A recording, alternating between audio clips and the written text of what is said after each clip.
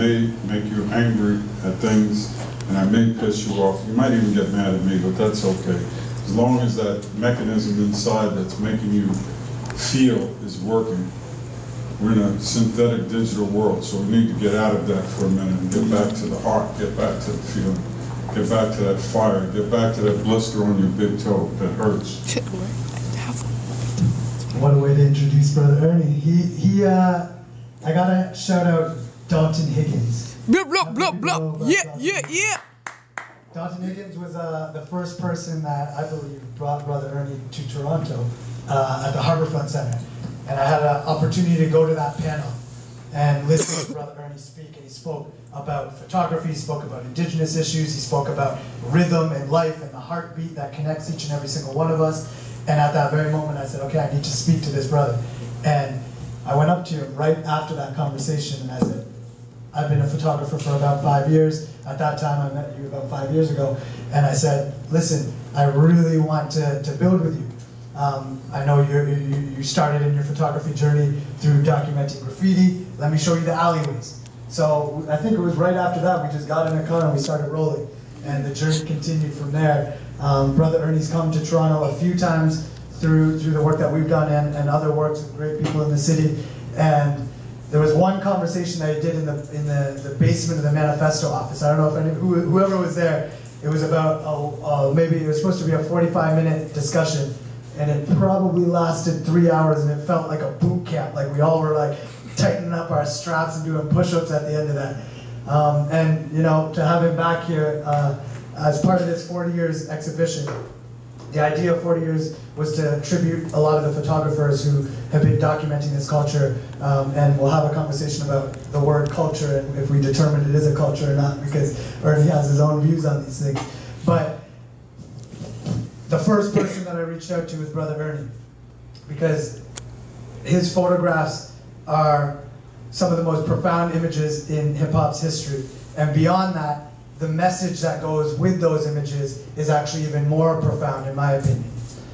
So this is a conversation. It's a conversation with the room. If you have questions as we open this up, feel free. I don't want this to be an us and them thing. It's one circle. I wish this was actually set up more of a circle, but this is one circle. So if you have questions, just feel free to jump in. But I'm going to jump in, and I want to start from as early back as we can. Brother Ernie, where were you born? Born on a small reservation called Brooklyn.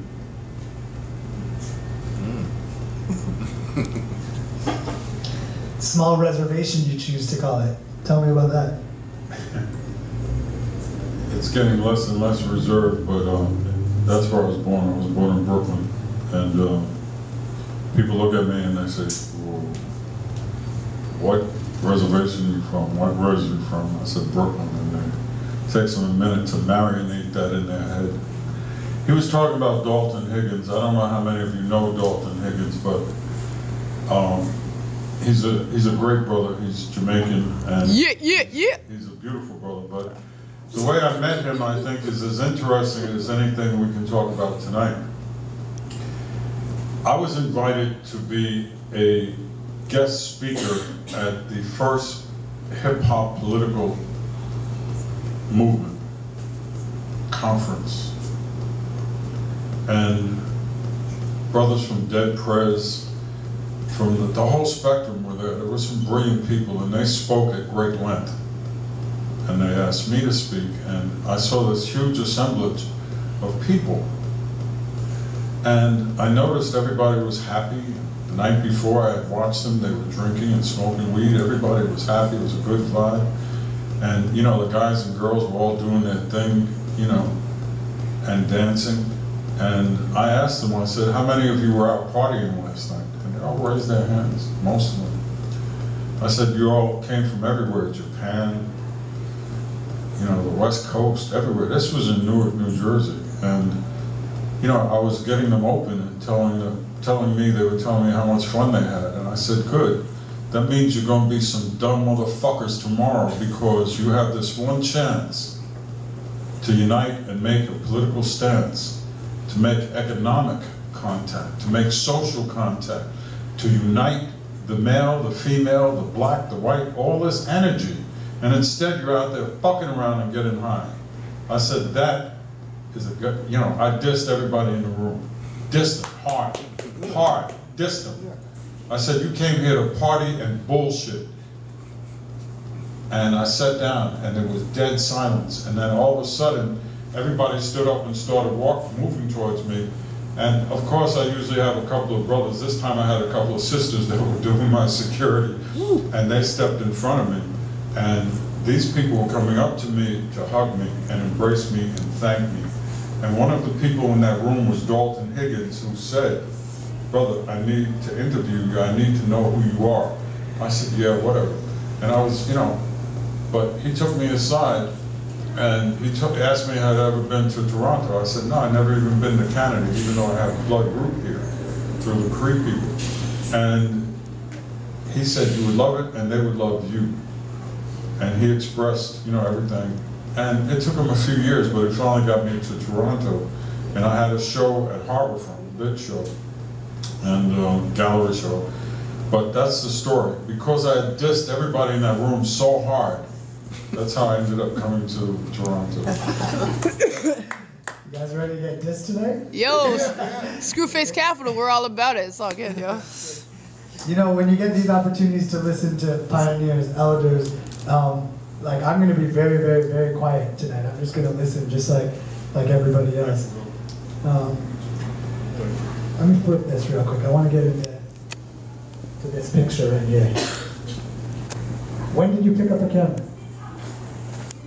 Funny thing about this picture, if you look on his arms, he's got a St. Ides logo, which is like the sign of the beast, because St. Ides is more liquor and it kills you. It's like liquid crack. But at that time, myself and Brother Khalid Abdul Muhammad were training Ice Cube.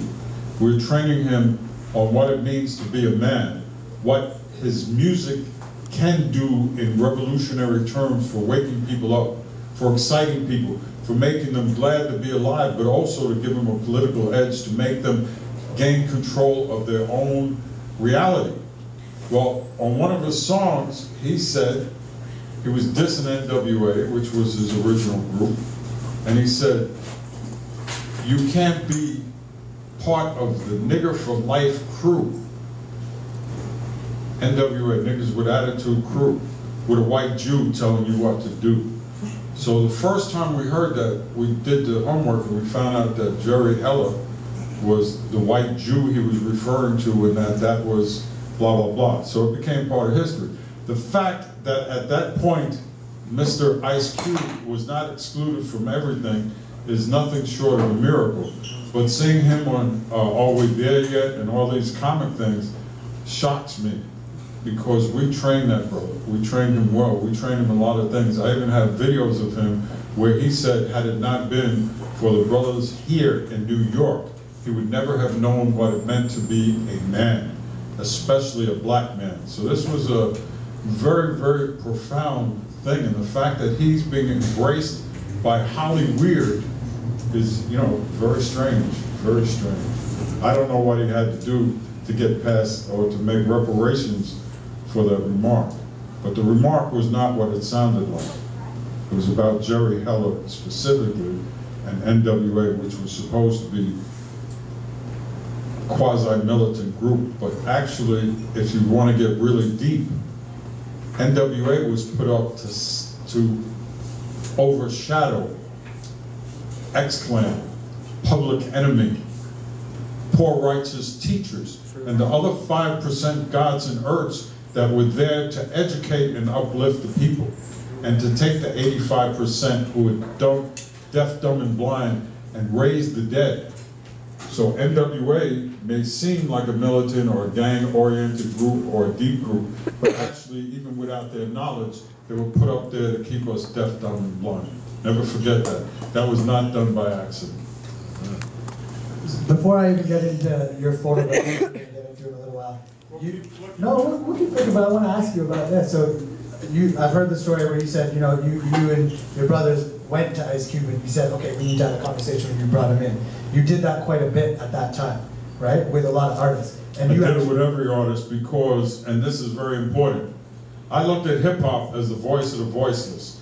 No other medium, no other art form can reach the high rises. No other art form can reach the hood, the ghetto, whatever you want to call it. No other art form, no other voice. So it was the voice of the voiceless. Nothing else could do that. So I looked at it and I embraced it because I saw it as a revolutionary mode. I'm old enough to have carried the gun and the beret and the leather jacket. I'm old enough to be part of the Panthers back then. And that didn't work because violence brought violence brought violence. I saw hip hop as a chance to uplift, educate, and to transform our brothers and sisters, and to put an end to the schism between the male and female, the young and the old, all the Willie Lynch stuff. So I took it deadly serious. So there's never been a rapper that I did not break bread with and try to reorganize the atoms that are floating around in their head. Never once. This one, because he had such a wide appeal, I stayed up on him. He's a good brother, but I would really like to know whose ring he had to kiss to get past that. Someone had a question? No? No? That's a good question. Someone, actually, one of the statements that you said to me that really resonated as a photographer in the role that we can play, you said, I give the message to the messenger. Can you break that down a little bit? Look at me here. What are there, 30, 40 people in the room, 25? I don't know. Some dipshit with his pants hanging down and his flowery underwear sticking out, and a mouthful of gold teeth, and about an IQ probably the same as my boot, can get up and instantly be heard by 3, 4, 7 million people.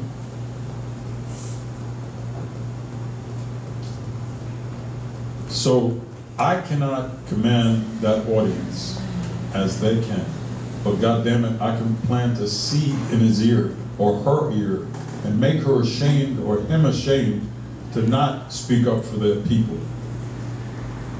So I give the message to the messenger. Gil Scott Heron in 2001 did a song called Message to the Messenger. And in that song, he said, he put them in check in so many ways. He said, I thank you for the respect you have for me. He says, but let's break it down. And he said, you can't have it both ways. On one song, she's your African queen, and on the next song, she's a joke. So I look at this hip hop as a voice of the voiceless, and I put the message in the ear of the messenger. And Tupac was one of the people that I worked with, and you notice he always put something in between the bullshit and the party. He always had a song like Dear Mama, or Brenda Got a Baby, or Me Against the World. He listened to those who had been out here. He listened to the revolutionaries. He understood that there was and will be a time where we either have to pick up the gun or die. Not many people are willing to understand that that time is at hand. So the people who tell me the police state is coming, I believe they're asleep. The police state is here. And we're willingly going to like lambs to the slaughter. So I try to educate those who have the capacity to reach the maximum.